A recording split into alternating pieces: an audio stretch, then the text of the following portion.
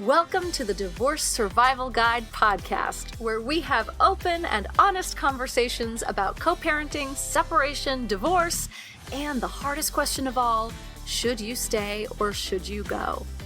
I'm Kate Anthony, your divorce survival guide, and I'm here to help you navigate some of the roughest waters you've ever swum in and answer some of your toughest questions. I've been to hell and back, and now it's my mission in life to help you get to the other side of this process with your sanity and your heart intact.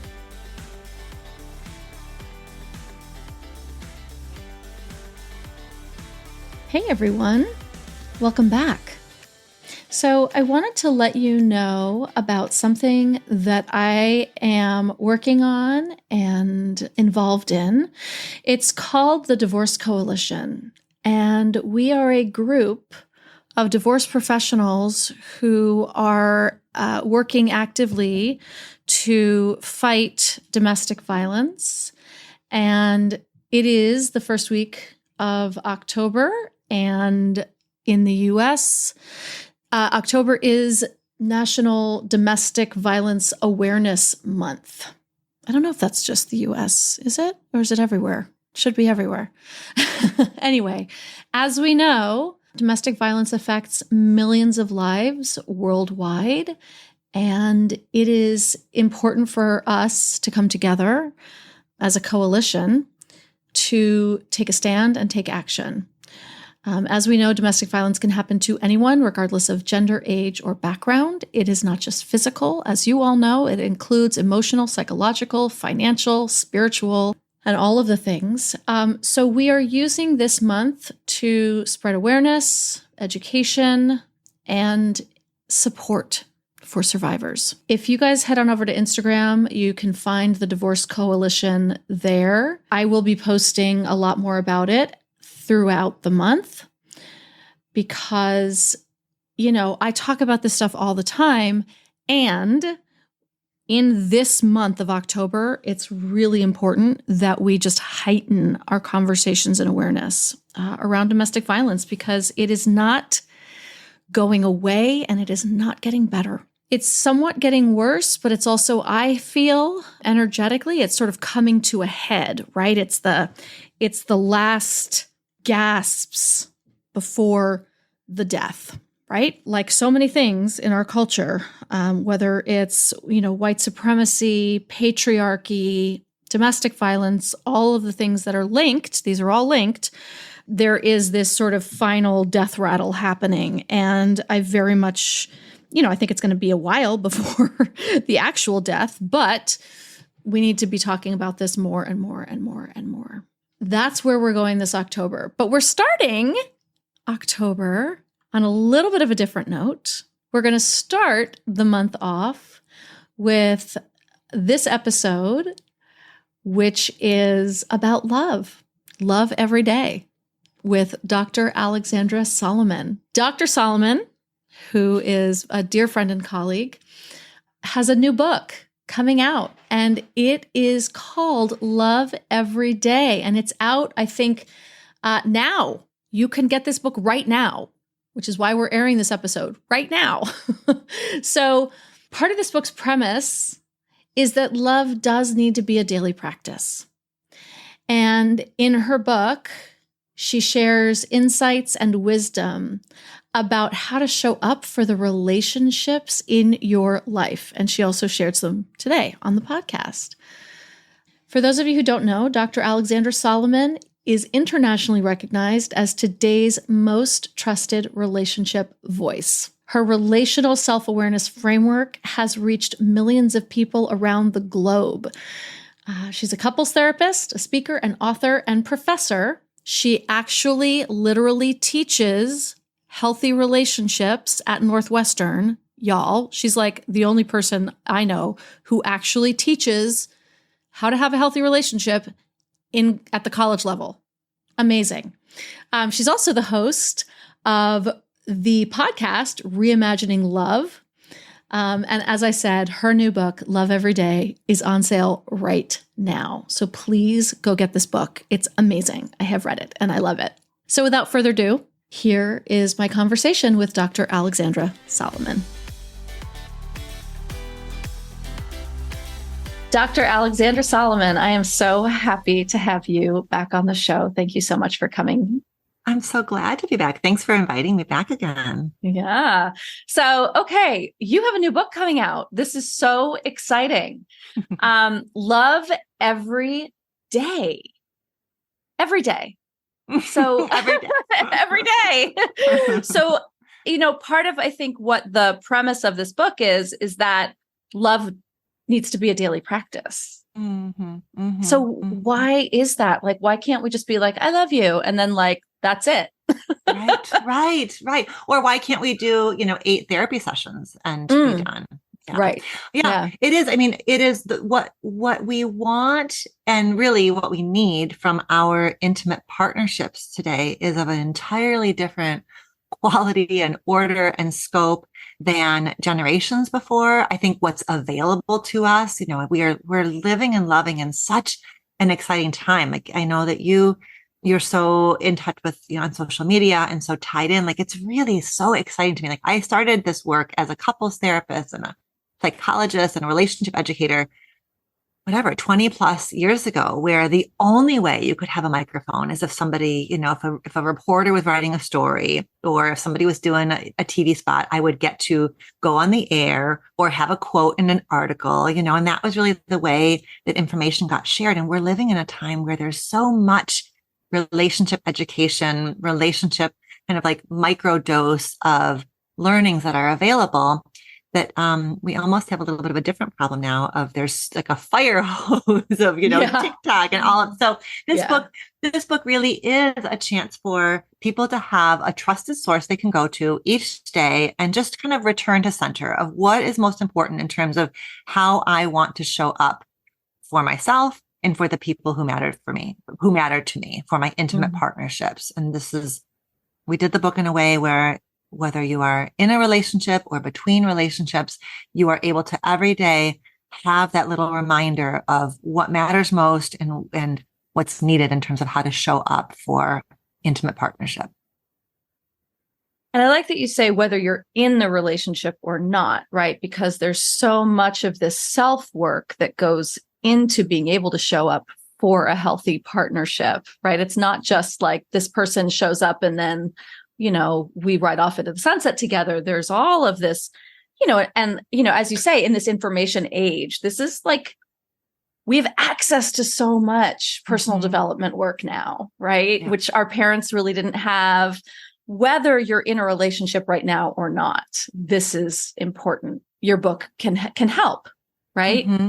Almost as a training ground, right? I'm so impressed by the way that young people are coming into their sexuality, coming into their dating lives, learning, like they're reaching for resources at a much younger age. I've been teaching at Northwestern for over 20 years. And I think that the students I teach now come in with so much more wisdom and awareness than students did 25 years ago. So I can feel that cultural shift. But the truth of it is most of us come into self-development work after life has kicked our asses a couple of times, where we've had some heartbreak, where people are sort of like, okay, so I guess it's not just what the song lyrics told me and what the romantic mythology told me is that you just find the right person, you find the one, you find your soulmate. And as you say, kind of ride off into the sunset. So often it is like through heartbreak or through struggle that we notice, maybe there's something I got to learn about myself. Not that any of this is about blaming ourselves, but it is about becoming curious about the patterns and the blind spots that we all bring in and the ways in which loving somebody else, intimate partnership is one of the most powerful crucibles for growth and healing and transformation if we allow it to be, if we turn towards that. That's right. I love that. It is such an opportunity, right? Being in an intimate relationship is such an opportunity. For my listeners, having a relationship fall apart or be questioning what's happening in the relationship is such an opportunity to dig deeply into, and so much that you cover in this book. I want to touch on, you talk about relational self-awareness, which I think is sort of part and parcel of what we're talking about, right? That's your framework. Can you say more about what that is and what that means to you? Yeah, I mean, I think the through line in all of the work that I do is this relational self-awareness. So relational self-awareness is it's a practice, it's a mindset, it's a paradigm shift. It is the ongoing curious and compassionate relationship we develop with ourselves that becomes the foundation of a healthy, thriving, intimate partnership. It is the willingness to again and again be students of our own reactivity.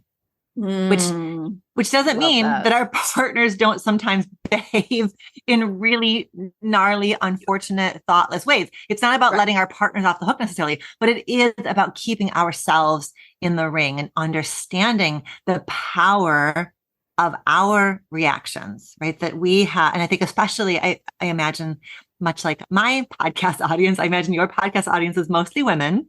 Yep. And so I think that as women, because we have been told from such an early age that our role is to be pleasers and to not rock the boat, I think that we also can miss how incredibly powerful we are. And if there's one thing I've learned from being a couples therapist for decades and decades is the power that women have, especially in intimate partnerships with men. I think women miss how deeply rooted men are in how they're being perceived by their female partners. It's what I have been struck by over and over again when I'm sitting with a heterosexual couple, how much he's anchoring his sense of worthiness and okayness on the inside based on how she's, the look in her eyes, the look on her face, I think women to miss that because women, I think, really often and easily feel pretty invisible. So how do you sort of bridge that gap? Right. Where and by the way, I just want to sort of preface this whole thing with, we are talking about not abusive relationships, right? I mean, in an abusive relationship, I think what you're saying is also true, but the process and the end goal is not the same, right? When power and control is the goal, not intimate love. And I think that so many women miss that difference, right? Okay. Because if you're married to a narcissist, your vision of them does define them. Yeah. Right. But not in a healthy way, not in a way that you can ever meet or match or interact with. Right. Yes. And the narcissist watching your reaction to them is so that they can stay one step ahead and manage your reaction. And so in a healthy relationship, it is, what is it? I mean, and is that, it doesn't sound all that healthy if his sort of esteem is derived of your responses, right? Or the look in your eye, right? So how do you work with that? Right. No, you're right. And I think that one of the problems with how we socialize boys and men in our culture is, like the first, some of the first messages that boys get is that their worth is dependent on their ability to get a girl to like them or to get a girl to have sex with them or be sexual with them. Right. So that's then the grown up version of that is, how pleased she is by me is the sum total of my worth. And it's way too much. It's way too much responsibility on a female partner. Of course. So it's why I'm forever on this growing edge of how do we invite men into this work, and that's one of the biggest challenges I'm bumping up against. I'm sure you are too, is that women have got the book stacked up. They've got the podcast in their ears. They're going and they're showing up in their relationships with a kind of vocabulary and frameworks that are exceeding their male partners. And I think that is, I don't have that problem solved. I'm super curious how you're working with it and thinking about it. And again, not talking about abuse, but just talking about kind of normative, what we call normative masculine alexithymia, right? Like alexithymia meaning having an absence of language for your emotions, an absence of pathways for how you access and verbalize what's going on inside of you. Like that is normative in a patriarchal culture where we don't teach boys. I think about just the messages we give to little boys, like boys are easy and girls are hard. Boys are low maintenance and girls are high maintenance. All this bullshit. No, boys are as emotionally and psychologically complex as girls. Oh, I have one. I'll can confirm. My son, and my son has got his emotions on his sleeve we're unpacking them, we're sorting them. My daughter's like a little vault. I'm like knocking on the door, Hello. can I get hello? Yeah. Yeah. So, yeah. That's right. They're as complex, and if not more so, because of the cultural expectations and the squashing and, and so I'm so with you on this. Like, how do we invite men to the table? Like, how do we do this? And I do think that we're at this, I don't know if we've reached the tipping point, but we're somewhere around it, right? Where certainly women my age or, our age who are single, like I'm not having it, right? Like I am not going to date someone. I'm not going to and women are, leaving their marriages because of this. And men, there's a crisis of men finding themselves, unpartnered and kind of not really knowing what to do with it. And it's shortening their lifespans, right? There's like all sorts of ramifications here. It's like, I want us to figure out what is the good enough, because I know there are some conversations that are just the conversations I'm going to keep having with my girlfriends, like these sort of women's spaces where we're kind of breaking things down and, looking at that I don't necessarily need to have from my male partner, or frankly, even want to have, but there needs to be a basic foundation of literacy, availability, accessibility to kind of look at things, in a relational way. Yes. So I don't want, I guess I want to make sure that I want to really help women kind of hold on to a vision of good enough, and not the same, like to have a male partner who's got kind of a basic competence and accessibility and availability, even if he doesn't have isn't able to stay in a conversation for as long, or isn't, I want it to be like that. We don't grade men on the same scale as women necessarily, but that we also don't have a world where women are feeling like they have to either sell themselves short or wait around until somebody is as literate as they are. Yeah, I think that's really important. I like the way that you frame that, because it is important that, men are not women with penises, right? They're different beings. They're different beings. And sometimes we expect that. And the emotional intimacy that, female friends have, that you sit around and you talk and you dissect and you pull apart and all that stuff. Like most men are not all, but most men are not actually that is not their competency, right? That's not their forte.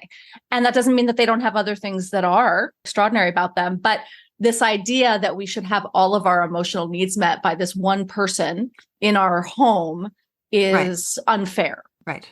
So I think that's part of what I think the appeal, it's why I love the podcast I do, because I think asking, I love when I hear stories about women asking a male partner to listen to this podcast or the format of this book, Love Every Day. Maybe he's not opening the book every day, but maybe she once a week has found an entry that she would like to have conversation with him about, like, sort of how do, I think there are ways in which I want women to not do more labor, but to just have effective routes of how they can bring a kind of conversation opener or a curious question where it feels inviting and opening rather than pressure. Because I think what so often happens is he doesn't want to disappoint, but he also knows damn well that he can't keep up with her, or he can't go as long as her, and he's afraid of disappointing. And then he sometimes gets defensive and kind of opts out of the whole thing. So I like this idea of having sort of gentle openers, curious questions, so that a couple can open up a conversation, feel that sense of emotional closeness, and then, move on to the business of whatever else their day is going to be filled with. Carpooling children and whatever else there is, right? Yeah. Making dinner. Right. Yeah. And I think, and this is part of this framework, right, of relational self-awareness, right? That let's look at the way that you've broken it down, right? So you've got 9 central themes of relational self-awareness throughout the book, and understanding and knowing yourself is sort of at the core of almost all of them, really, right? Do you want to go through the 9? I think probably the best way, to talk about it is it's about understanding a big theme. I would say the central theme, if I had to sort of say what's most important about relational self-awareness, is understanding how the past shapes you today, how so much of how we respond to a moment with our partner is deeply tied in ways we aren't always aware of to our earlier experiences or experiences with prior partners, but very often experiences in our family of origin. And sometimes we're talking about trauma. Sometimes it really is the ways in which trauma shapes, understandably distorts, amplifies a present moment. But it's also things like the role we played in our family growing up, how we saw our parents deal with frustration and difficulty. So it's not always just about trauma. It's about just kind of those early, what I call your original love classroom. Like when we're little and our families growing up, we are forever watching how the big people do relationships, as well as being enlisted to play a particular role in our family. If we were the perfect child, or we were the invisible one, or we were the easy one, that's how we come to know ourselves in relationship. And that will play out in our intimate relationships. And it's not whether or not it happens. It's, do we have processes to bring that into our awareness, to understand that how we respond to a moment with our partner is not purely just about how I feel and how you feel. It's also about the ghosts that are in the room. And it's my ghosts and it's your ghosts. And so it's not ever about blaming or throwing our parents under the bus, because our parents, by and large, do the best they can, with their skills and ability and awareness at that time.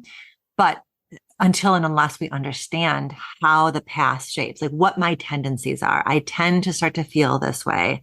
That kind of here we go again feeling that is sometimes about our partner, but very often it's about earlier experiences that started long before we even knew our partner. So that really is the heart of the most important element of relational self-awareness, is understanding how early experiences shape how we feel today with a partner.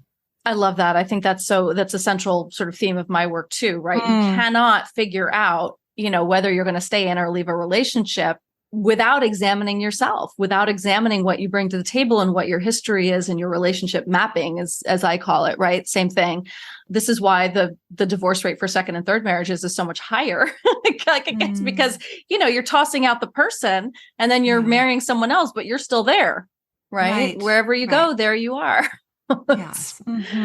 Yeah. Which doesn't mean that the first marriage shouldn't have ended, but it certainly does mean that that is such a ripe time for integration and healing, is when you are coming up out of a relationship that has ended, for whatever reasons.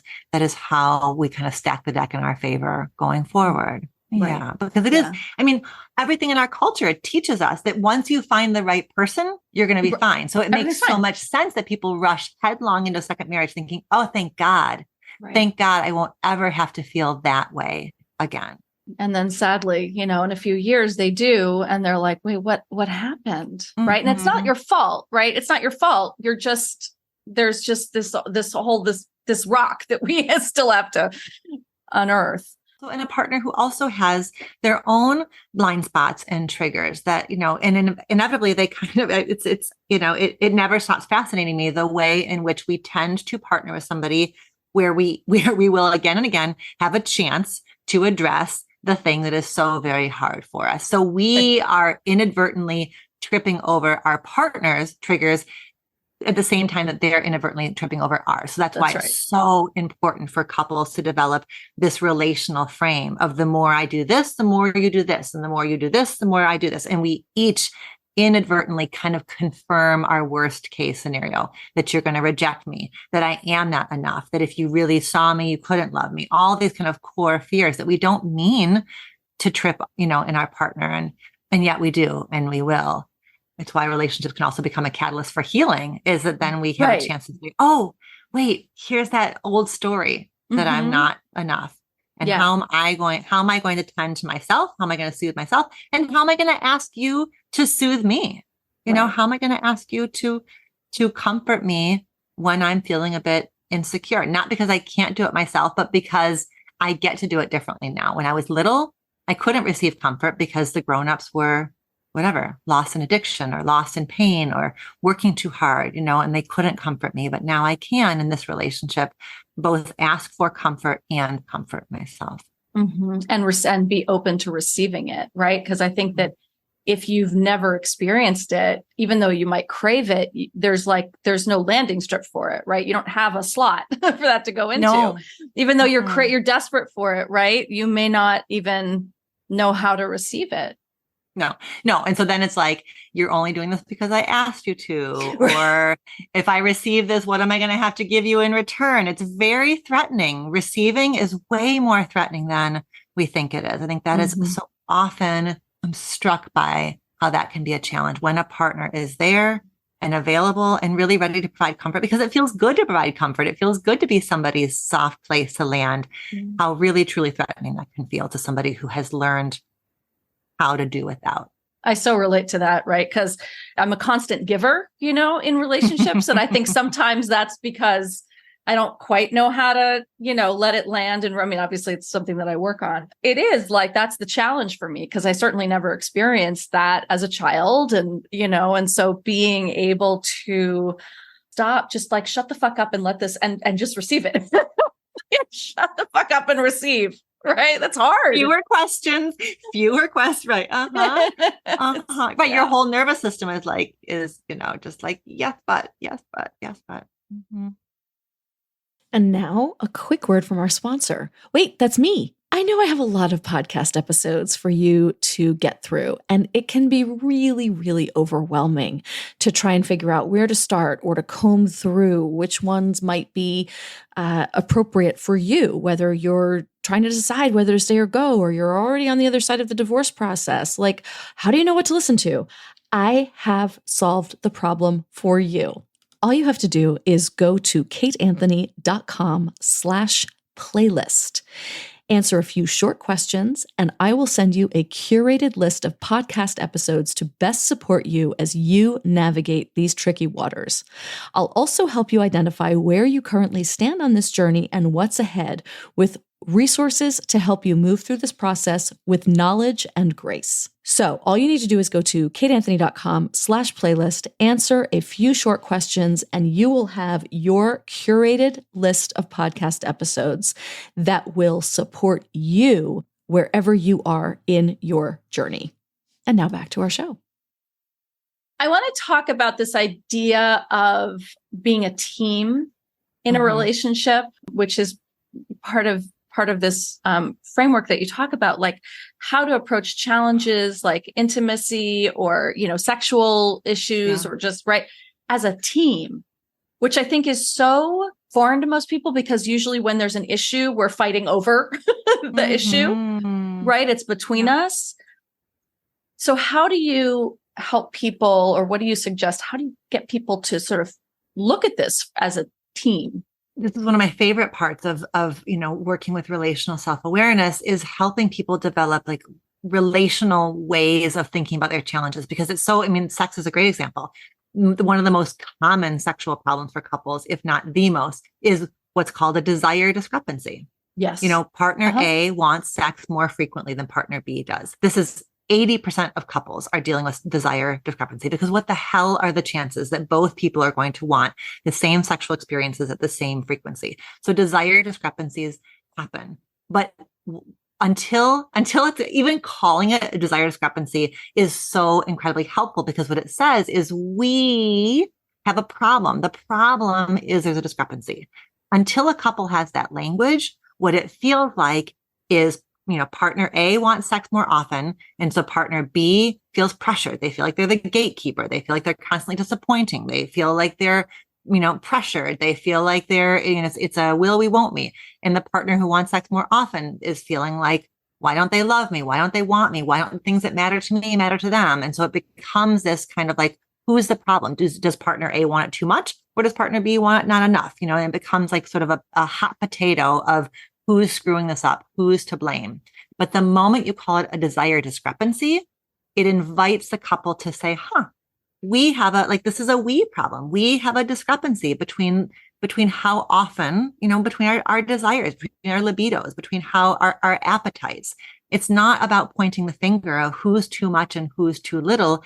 It's how do we as a couple navigate this difference between us? And so just that framing opens up new pathways for how the couple can imagine it, talk about it, trial and error it, But you can't get there until you have a relational frame, until you have a team frame. Another one that I came up with recently on the podcast was talking about a pace discrepancy. So rather than one person is ready to move in and the other person isn't ready to move in, and the one who's ready to move in is like, why isn't the other person committed? I have an emotionally unavailable partner. My partner doesn't love me as much as I love them. And the other one is like, why is there so much pressure? And, I'm never enough for this person. No, you have a pace discrepancy. What are the chances that two people are going to arrive at the very same moment in terms of readiness for the next step in the transition? But the difference between my readiness and your readiness, it's a space that is ripe for tenderness and for conflict and for fearful stories to creep in. So framing it as a pace, this couple has a pace discrepancy. They aren't quite ready at the same time. If we frame it that way, again, a bunch of new avenues open up for, what might help you get a bit more ready? What might help you be a bit more patient? Now we have new questions that we can ask each other. So that relational teamwork frame is so, so, so important. I love that. It puts the issue, right? It asks you, instead of standing over a problem and fighting over it and pushing and pulling, to stand shoulder to shoulder and look at it and go, how do we solve? Like, this is a problem we have. How do we solve it? Yeah. Not what are you doing wrong? Or right. I'm right, you're wrong. Right. That's right. But there's a good way and a bad way. Right. There's a better way. There's a healthy way and a sick way. All of that kind of binary stuff is just, it makes a problem worse. That the way a couple looks at a problem has the power to ameliorate the problem or further entrench the problem. And looking at trying to figure out whose fault this is, or who's, taking the wrong stance is going to keep the problem stuck, because now we're in a fight for, defending our position or our experience. Whenever you're asked to defend your experience, it further entrenches your experience, right? It keeps you stuck in, especially if you grew up in a family where your experiences were repeatedly and systematically denied or diminished. Now you're going to dig in. And you're going to get stuck in a spot and you're going to get stuck somewhere that's maybe more extreme. Like, shit, I actually did want to move in with them. But now that I've got to defend why it's okay to not be ready, I'm going to be even less ready. So how do you, like, in this sort of team framework, right? We are still attempting to get our needs met in a relationship, right? Like, that's sort of that's a human desire, need, whatever, right?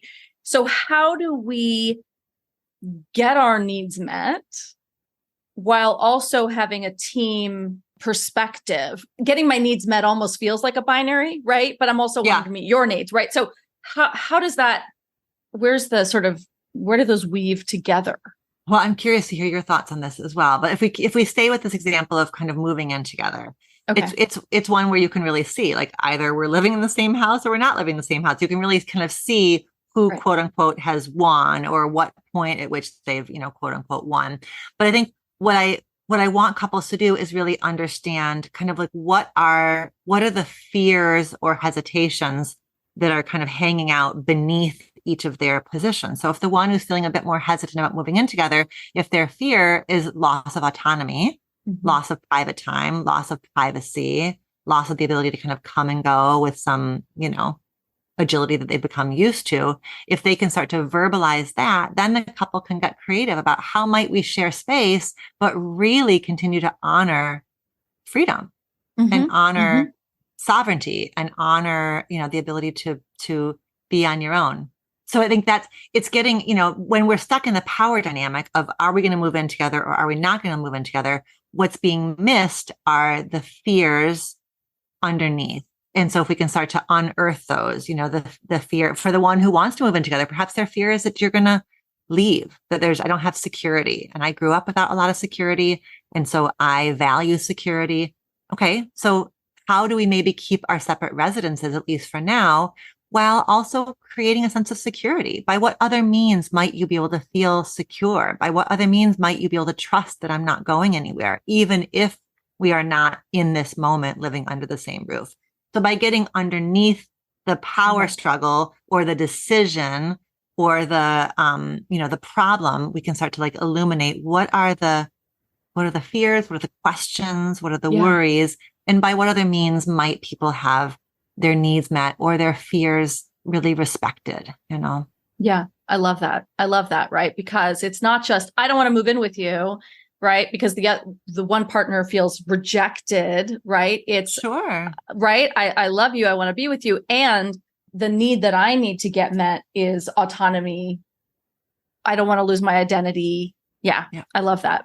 Getting underneath the problem, because the issue is not moving in together, actually. Right. When you pull it apart, like that's not the issue. Yeah. But it sure as hell feels like it, Right. and when you're locked into, especially one of those like that, where you can see clearly either we're living together or not living together. We're either having sex or not having sex, but you can really it feels concrete and you can see it like that. It really does feel like the issue is the issue. It takes it takes relational self-awareness to widen the lens and get really curious about what's coming up for you around this problem.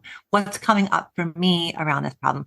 What are the ways that cultural messages inform this? What are the ways that our experiences in our family inform this? So it's getting almost like becoming, well, I call it ghost busting, like Ghostbusters, like looking at how, what's getting in the way, what else is affecting how each of us is experiencing this problem, rather than just digging into the why will you, why won't you, but we should, but we shouldn't. You're so demanding. You're so unavailable. All of that stuff that just keeps us locked in. That's right. Yeah. And I like, touching on cultural issues, right? Cultural identity and all of that. How do you see those playing in, right? How do we not see them playing into relationships? But I'm curious as to your perspective on that. I think it's easy for us to miss the very powerful and sneaky ways that cultural messages shape how partners experience problems. And I think it's because it's like telling a fish they're in water. We are all socialized. And so we don't know, it's sometimes we don't even notice the line between my experience and what the culture has told me my experience should be. We don't even know that we've been socialized. Right. And when there's a difference around privilege and marginalization, which there is around when a couple has a cultural difference, a man and a woman, a Black partner and a white partner, a partner who came from an affluent family and a partner who came from a lower working class family, those differences, sometimes we don't even notice within our partnership because we feel like we feel like a couple. We don't notice the sneaky and powerful ways that gender or race or socioeconomic status are shaping how we experience it. And so that is one of the themes in the book also, is really wanting couples to take a look when they're standing at one of those forks in the road, for example, around moving in together. What are the ways that gender messages are shaping this? I think women can there's around that one. It's like, why would he buy the cow if you can get the milk for free? Like things that I know I heard that stuff growing up. You don't move in with a man until you're married, because why would he buy the cow if you get the milk for free? Which is so incredibly problematic. So problematic. Problematic. So problematic. Yes. And all so every one of those kind of like moments in a couple's life, there is this backdrop of gender.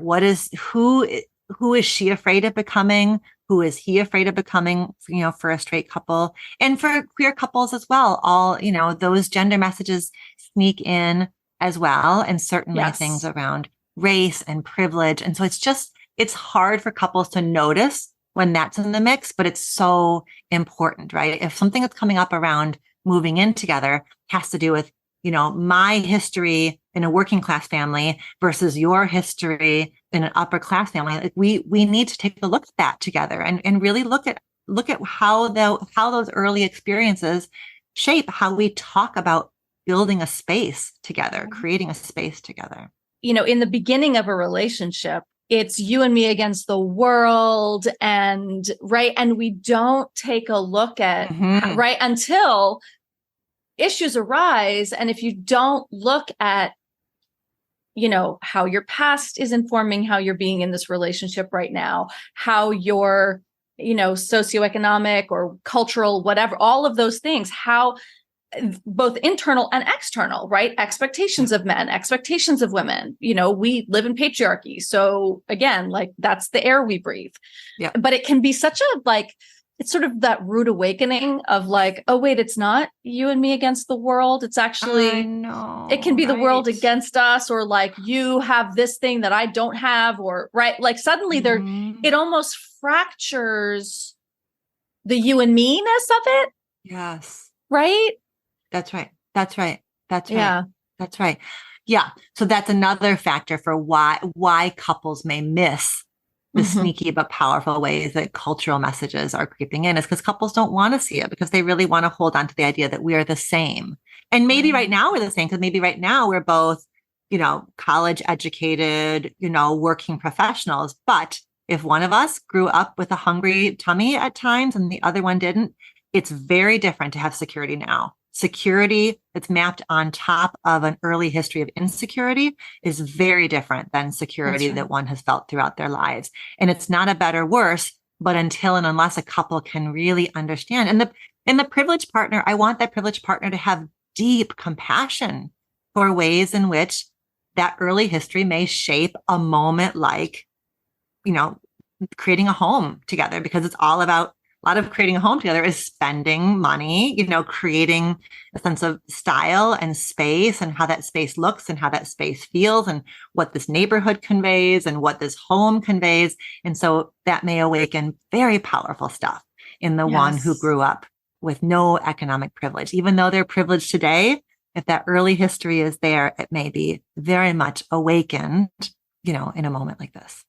One of the ways in which, sort of looking at this from a team perspective, it almost brings back it's like if we start off as you and me against the world, and then all these fractures happen, right? Having that understanding and that compassion and empathy and team approach can actually bring back the you and me of it all. My favorite example of this is one from many, many years ago. A student of mine, I was teaching, so I was training these graduate students to become couples therapists. And I was talking through some, concept or skill. And one of my students raised her hand and she said, okay, so here's an example. My boyfriend and I moved in together, and we live in Chicago, and we have this one closet. We don't have a lot of space, but my boyfriend went to Costco and he filled this closet floor to ceiling with paper towel. And I'm like, what the hell? Why are we stacking up the paper towel? We don't have a lot of space. Why don't we just buy paper towel, a couple of rolls at a time, like normal people? How that was her frame around it. And they went back and forth about this, whose way is better, whose way is worse. They were in a power struggle. Again, not a huge high stakes one, but one where they really couldn't see eye to eye on this. And something happened where he talked about growing up in another part of the world with no economic security and not knowing if he would have enough of what he needed. And so for him, when he opens that closet and he sees that like really big stack of paper towel, it's like the little boy just exhales and feels safe. And then it became, she was like, are you freaking kidding me? I'm going to keep that closet stacked with paper towel, because that helps you. If I get to have a part in helping you feel safe, are you kidding me? Of course I'll do that. So it totally. There's one missing. I'm going to the store tomorrow. That's right. You shall not be without. We are taking care of that little boy together. And that, it's just an example of what you're saying. I love that, right? Because, this is what I often talk about with, I think one of the things that I think it has a lot of problems, but one of the things I really like about imago therapy is that in that very controlled and specific dialogue, that you are connecting to the wounding. And when you're expressing what's happening for you in I language, when you're saying like, actually, it makes me feel this way, I feel scared, as opposed to you're an asshole. I feel scared. It triggers my childhood wounding of what I really need to feel safe is, it just opens up compassion. Like exactly what you're saying, right? All of a sudden someone's like, oh my God, I want that for you. I want that for you. I want you to have a stack full of paper towels always. Yeah. Right. That's right. And once the partner has gotten it, I want you to have paper towel always. Actually, the other one is very likely to need less paper towel, That's the thing. Right. I think people get scared people get scared of being in a spot where I'm forever accommodating my partner's wounds. I have, and I think, and I don't want people to get stuck there. It is by understanding the wounds and having the wounds honored that then people actually become less triggerable. If you know it and you get it and you have shown me experiences of honoring it, then actually I don't need as much accommodation. Right, because now you're helping me heal that wound. That's right. That's right. the whole point. Yeah, absolutely. It's not about, we don't learn the map of our interior and the map of our partner's interior so that we're on eggshells to not set them off. We learn it because it opens compassion and it gives us a chance to say, I get it. I get that you have a tender spot here, and let's figure out how we can nonetheless, still keep me in the ring, keep my needs in the ring, even as I know you have some tenderness here. Yes.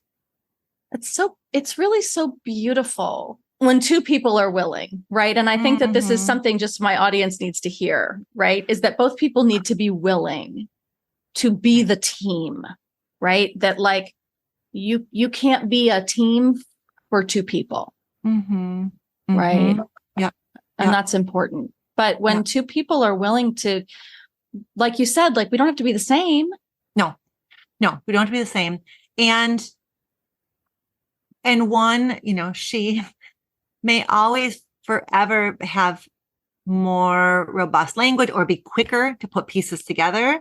But if she's got a partner who she can see as trying, I think that matters hugely, right? Hugely, yes. Fumbly, absolutely. awkward efforts matter and they count. I just did therapy this morning with a couple where it's, the gender roles are flipped. And the one, she doesn't love this world of emotions and unpacking and exploring. And he does. He could be here. He could do therapy, hours a day, every day. He loves it. And him seeing her try. He's seeing her try, even though she rolls her eyes at us sometimes, even though, and him seeing her hang in there conveys that she gets it. She knows it's important to him. So therefore it's important to her. And that helps him stay energized and be gentle with her, find a little bit of humor in this difference between them, so it's the effort that counts, even if both people are not ever as nerdy and invested in self-development at the same exact amount. Before we go, I want to touch on just one quick thing. It's not a quick thing. I'm going to open a can of worms, but why not? Why is dating so challenging right now? I'm asking this for my audience and also for me. No, I know why it's challenging for me, but why do you feel like it's challenging right now? I think we have two things happening at the same time that are in opposition to each other. Dating is becoming highly commodified with dating apps and swiping and low accountability and transactionality and consumer mentality. Yep. At the very same time that people are excavating not just their own souls, but their entire lineage, yes, this. right.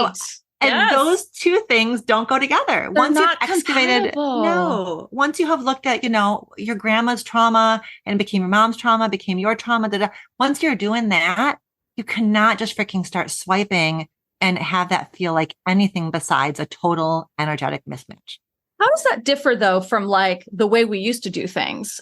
And I'm talking before dating apps, like, before the internet, where we'd like meet someone at a bar, right? Like, cause we didn't know anything about that. We knew, probably less about them than we knew, say, like on a dating, even on Tinder, right? Right. Well, but it wasn't volume. There wasn't the volume. I think that there wasn't. Yeah. You could only, maybe you could meet 3 people in one evening or have like 3, you really couldn't like, like you could be at Trader Joe's and swipe on, I don't know, 30 people while you're waiting in line at the grocery store. Right. Yeah. So I think it's a volume issue. Okay. I think it's degrade. There's that sort of degrading, like the way that technology kind of degrades quality of connection versus even if you're at a bar, you can see their whole body. You can see how they move in space. You're reading the nonverbals, like we're animals, right? So you can at a bar, even if you're it's super casual and you're total strangers, you're still taking in so much like subcortical data, right? Like parts of your brain that are just evolved to sense safety and danger. Those parts are making sense of your experience in the bar in a way that there's no way they can, even if the Tinder profile's got, 10 photos on it. And you're not necessarily, I mean, you might be, but you're not necessarily going, well, maybe there's someone cuter behind her, or maybe they're right. That's it's like, right. Yeah, That's right. You're actually having an experience with someone. Yeah. It's a lot. I mean, I started online dating when I got divorced, which is almost 15 years ago now. And, profiles were long and there was no algorithm, and people were, said a lot about themselves. Yeah. On the 10-year anniversary of Tinder, NPR had me on as a guest on one of their shows, along with a couple of women. Along with a couple of women who study. They have a podcast where they study the business of technology, and so they did an entire season on the business of dating apps. Their show is called Land of Giants, and so they did a whole season on dating apps, and they were basically made the point that you just made, which is the technology companies figured out how incredibly much money there is to be made on dating apps. So dating apps have now become gamified and what sells is your frustration and keeping you unhappy and keeping you swiping. That's how the apps are making money. So the deck is stacked against people in the dating world. And so I think that there's two choices. One is to become a savvy as hell consumer of dating apps and to get on there, know that it's a tool that you are going to use, and you're only using it to get off the dating app. You're doing it to meet the person in real life. You're not there to build anything on the app. That's not what the app is designed for. Or two, to just, to go back to the old school methods. And the research shows that, yes, half of couples meet on dating apps, but the other half of couples are meeting through family and friends, at the gym, in the more old fashioned ways. So it feels like dating apps are the only way to meet people, but they really aren't. Half of people are doing it the old fashioned way. So the choices are either, use it, make it work for you, or opt out and know that you're far from the only one who is opting out. I'd like to find that group of people that's opting out in Los Angeles. I mean, LA is so hard, but yeah, absolutely. I'm hoping, I just have hope that maybe it's naive, that it's kind of going to start going by the wayside when more people are like, this is not right. This isn't working for me. The way that social media, right? Like we have this push and pull with social media. Like I need it. I hate it. I need it. I hate it. Right. That the pendulum will kind of swing a little bit more back to center.